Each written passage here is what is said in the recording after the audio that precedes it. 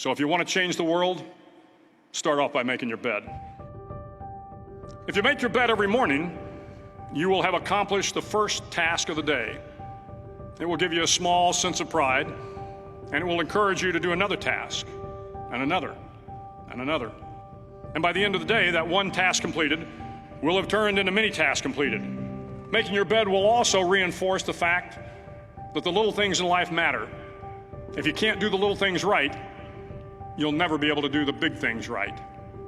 And if by chance you have a miserable day, you will come home to a bed that is made, that you made.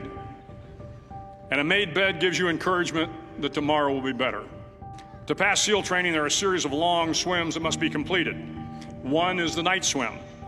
Before the swim, the instructors joyfully brief the students on all the species of sharks that inhabit the waters off San Clemente. They assure you, however, that no student has ever been eaten by a shark, at least not that they can remember. But you are also taught that if a shark begins to circle your position, stand your ground. Do not swim away. Do not act afraid. And if the shark, hungry for a midnight snack, darts towards you, then summons up all your strength and punch him in the snout, and he will turn and swim away. There are a lot of sharks in the world. If you hope to complete the swim, you will have to deal with them. So if you want to change the world, don't back down from the sharks. Over a few weeks of difficult training, my SEAL class, which started with 150 men, was down to just 42. There were now 6 boat crews of 7 men each. I was in the boat with the tall guys, but the best boat crew we had was made up of the little guys, the Munchkin crew, we called them. No one was over 5'5". The Munchkin boat crew had 1 American Indian, 1 African American, 1 Polish American, 1 Greek American, 1 Italian American, and 2 tough kids from the Midwest. They out-paddled, outran, and outswam all the other boat crews. The big men in the other boat crews would always make good-natured fun of the tiny little flippers the Munchkins put on their tiny little feet prior to every swim. But somehow these little guys from every corner of the nation and the world always had the last laugh, swimming faster than everyone and reaching the shore long before the rest of us. SEAL training was a great equalizer. Nothing mattered but your will to succeed, not your color, not your ethnic background, not your education, not your social status. If you want to change the world, measure a person by the size of their heart, not by the size of their flippers. The 9th week of training is referred to as Hell Week. It is 6 days of no sleep, constant physical and mental harassment, and 1 special day at the Mud Flats.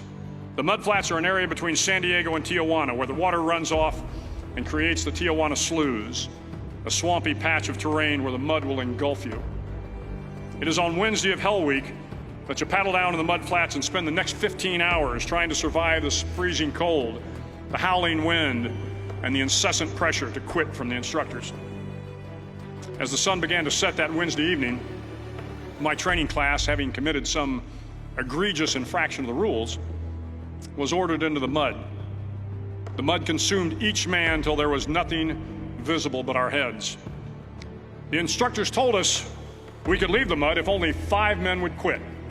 Only 5 men, just 5 men, and we could get out of the oppressive cold. Looking around the mud flat, it was apparent that some students were about to give up. It was still over 8 hours till the sun came up. 8 more hours of bone-chilling cold. The chattering teeth and the shivering moans of the trainees were so loud, it was hard to hear anything. And then one voice began to echo through the night. One voice raised in song.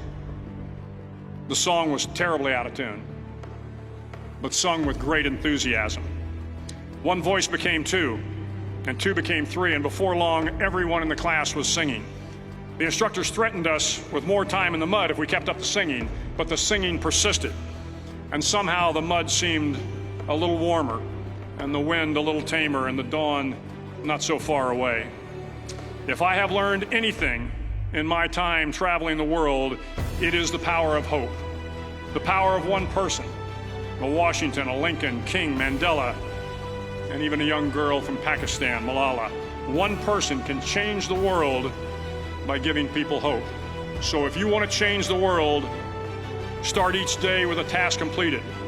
Find someone to help you through life. Respect everyone. Know that life is not fair and that you will fail often. But if you take some risks, step up when the times are the toughest, face down the bullies, lift up the downtrodden, and never, ever give up. If you do these things, the next generation and the generations that follow will live in a world far better than the one we have today. And what started here will indeed have changed the world for the better.